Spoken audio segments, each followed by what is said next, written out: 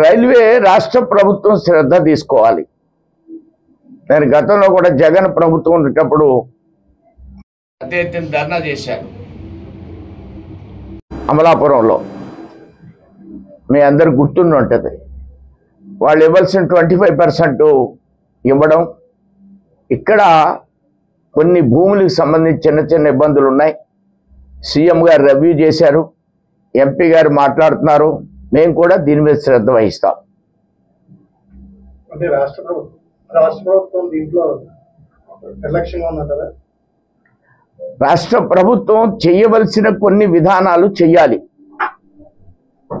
భూమి సేకరణ దగ్గర నుంచి ఆ విషయంలో గత ప్రభుత్వం చాలా అశ్రద్ధగా ఉంది. తర్వాత ఈ ప్రభుత్వం వచ్చిన తర్వాత దాని మీద కొంత కృషి జరుగుతుందని నేను అనుకుంటున్నాను. దాన్ని ఇంకా స్పీడ్ చేయాలని నేను కోరుకుంటున్నాను.